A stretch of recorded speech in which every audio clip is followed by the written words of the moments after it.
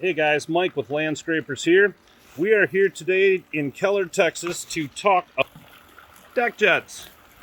And what we're going to talk about, I want you to understand how deck jets work, how to aim these things, the different things that you can do with these. So I'm trying to get in here.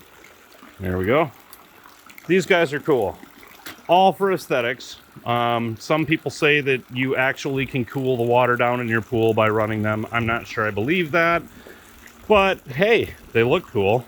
In this situation, on this job, this gentleman opted to put 4 of them right in a row here. You really can't do these wrong. And once you're seeing them right now, it'll kind of make sense to you as to why you can't really do them wrong. They look cool anywhere. So if you're thinking about getting deck jets on a pool and you're wondering what they look like, this is what they look like. Sometimes we'll put them firing over. I think I have 3 on one side of my pool, 2 on the other. But anyways, deck jets are a cool little feature. I want to show you just the basic valving on them, at least the way that we put them together, which of course is the only right way, and help you understand what you can do about them. So we're going to wander on over here, and as is typical for all these videos for me, it's always the day after it rains that I make them. So let's come over here to our pad and talk about these a little bit. All right. On our pads, the way that we design them, in this situation, this is always going to be your main line that's coming off. It's the 2-inch valve that you're going to see. I'm going to explain why that's there here in a second. And then this gentleman also has a slide prep because eventually he's going to be putting a slide on here, which we've already got prepped out of the concrete. And then this is what I call a spitter tree. And the way that I design these things is we put them because the spitters, because the flex pipe that we use here puts them at all different distances across the pool. Oftentimes you can end up with the far one underperforming and the closer one overperforming, and nothing's worse when you're running deck jets than to have them at all different heights. So we custom make these things so that you can literally adjust the height of each one of them simply by turning these valves open or closed. Because this is a single zone water system, it's going to share the flow of water coming through here. And so all we're doing is telling it, to send more water to one place or less water to another, or whatever it is. So like in this situation here, let's turn this guy down. I'm going to hold this and we're going to look at this. See how that first one went right down there? We can open it back up. Okay, it's going to be the same thing with all of these. What I recommend you do is take and turn this all on full and then begin to dial them in until you get the height matched the way that you want it, so that your spitters look exactly the way that you want them, or deck jets is another name. And then this is a master, because you don't want to have to try and screw around with this every single time, especially in this situation. They're all pretty close for flow. But in a lot of situations, this one might be 3/4 closed, this one might be all the way open, this one might be half. To get that look that you want to go for, you don't want to have to reprogram all of that stuff or try to remember or put Sharpie lines that end up washing away. So we just put a master valve on this that allows you to just shut all of them off at the same time or turn them all back on at the same time. And that way you can kind of set it just the way that you want it, customized.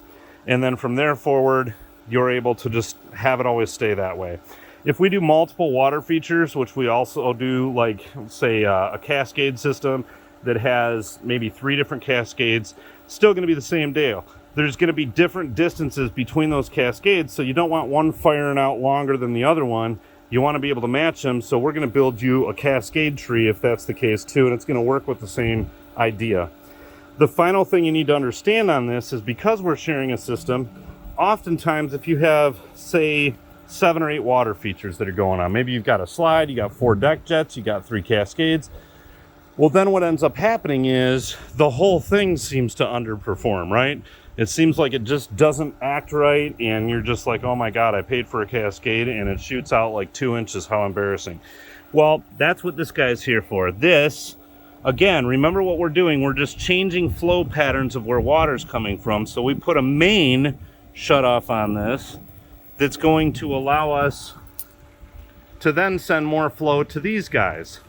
right? And so when you see this main shutoff here, that's the purpose of it, is to be able to slow down the flow to the pool returns or spa or whatever you have on there. You can slow it down and send more to the water features.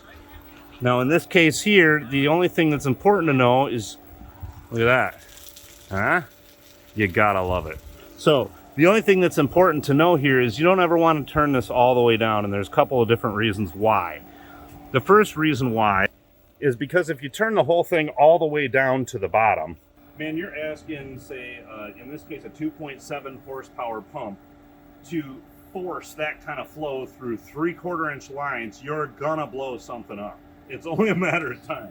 And with a full concrete deck around here and everything buried, you don't want to blow something up. You just don't. So it's important to make sure that we're not sending this full flow and this full power through small little lines. The other thing that's important to make sure is that we're also always keeping flow going to the pool, because while we want our water features to accent everything, at the same time we also want flow to be going through to our skimmer. We always want to be chasing top water stuff into the skimmer, and we also want there to be good pool flow so that we've got our chlorination and everything happening. We don't want everything running through water features. So just like the spa and changing that flow, which you can see on the pool spa operation video, you're always taking, on our systems, you're taking the flow of water and you're just determining which direction it's heading and how much is going through. But this is how to get your water features dialed in. This is how to accentuate everything, how to get things to move a little bit faster out of one area or another area. And then from there forward, it's personal preference. Please don't ever shut this all the way off. Please don't ever do that, because you're gonna blow something up. We don't put cheap little pumps on our stuff. They will blow your plumbing apart. So just be smart with this. But other than that, the final thing that I want to show you is I want to show you how to actually adjust these guys. And that'll be easier than you think. And the deck jets, it doesn't really matter whether we've used a Hayward, whether we've used a different brand. They're going to all be the same basic idea.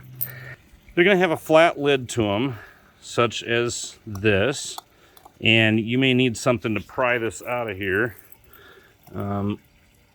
which I thought I had.